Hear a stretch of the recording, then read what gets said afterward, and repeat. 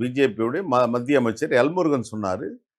பாஜகவுடைய மாநில தலைவர் சட்டமன்ற உறுப்பினர் நைனா நாகேந்திரன் தான் சொல்றாங்க. இது மாதிரி அடல் பிகாரி வாஜ்பாய் அமைச்சரவையில் பங்கேற்ற அங்கம் வகித்த திமுக கூட்டணியில் இருக்கின்ற ஒரு கட்சி எங்களுடன் பேசிக் கொண்டிருக்கிறார்கள். விரைவில் எங்க கூட்டணிக்கு வருவாங்க அப்படின்னு சொல்லி சொன்னாங்க. வெளிப்படையே பாஜக இன்னைக்கு அவருடைய நாடாளுமன்ற உரையின் போதே நீங்க பாஜகவோட கூட்டணிக்கு வந்தா நாங்க எம்பி பதவி மீண்டும் எம்பி தரணும் மறுத்து பேசிட்டு வந்திருக்கணும். ஏன் மறுக்கல? எதை கேட்டாலும் மறுத்து பேசுகின்ற தலைவர், எது கேட்டாலும் கவுண்டர் அப்படியே அந்த ஸ்பாட்டனிஷா அடிப்பார்ல, அந்த தலைவர் ஏன் அதை சொல்ல? ஒரு வாக்கெடுப்புல இந்தி அது அஃபிஷியல் லாங்குவேஜா தமிழ் வரணும் போது வாக்கெடுப்பு எதிர்த்து ஒட்டுமொத்த வாக்கும் ஆதரவாக ஒட்டுமொத்த வாக்கும் எதிர்த்து ஒரே விளக்கு மட்டும்தான் சிவப்புலுக்கு எரியுது.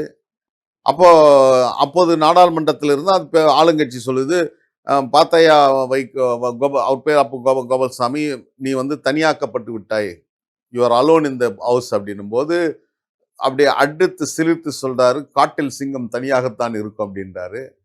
அப்படி பேசின தலைவர் இல்ல. ஒருத்தர் அமைச்சர் சொல்றாரு, நீங்க பாஜக வாங்க, நாங்க எம்பி பதவி தரோம் அப்படின்னு சொன்னா அது நீங்க மறுத்து பேசிட்டு வந்திருக்கலாம். அது பேசாம வந்திருக்கிறாரு. அப்படின்னும் போது மௌனம் சம்மானத்தின் அறிகுறின்னு சொல்லுவாங்கல்ல, பழமொழி தானே இதெல்லாம். ஒருவேளை அவர் மீண்டும் நாடாளுமன்றத்துக்கு போகணும்னு விரும்பி இருக்கலாம். அவருக்கு அந்த எண்ணம் இருந்திருக்கலாம். ஏன்னா அன்னைக்கு போய் நாங்க தளபதிக்கு பிறந்த நாள் வாழ்த்து சொல்லிட்டு அறிவாலயத்திலிருந்து வெளியே வருகின்ற போது ஊடகம் கேட்குது, உங்களுடைய நாடாளுமன்ற பதவி முடிய போகிறதாமே, இந்த ஆண்டு மீண்டும் போட்டிடுவீங்களா அப்படின்னும் போது எனக்கு முன்ன தலைவருக்கு பின்னால் அந்த துரை அவதான் சொன்னல, நாக்கில் ஒன்று இருக்குதுன்னு, அது அவ்வளோ இருக்குது. அவர் சொன்னாரு, அவருக்கு விருப்பம் இல்லை, ஆனால் நாங்கள் விரும்புகிறோம் அப்படின்னு சொன்னார். திரும்ப ஒரு முறை மறிச்சார். நான் விருப்பம் சொன்னேன்னா நீ எப்படி சொல்லலாம்?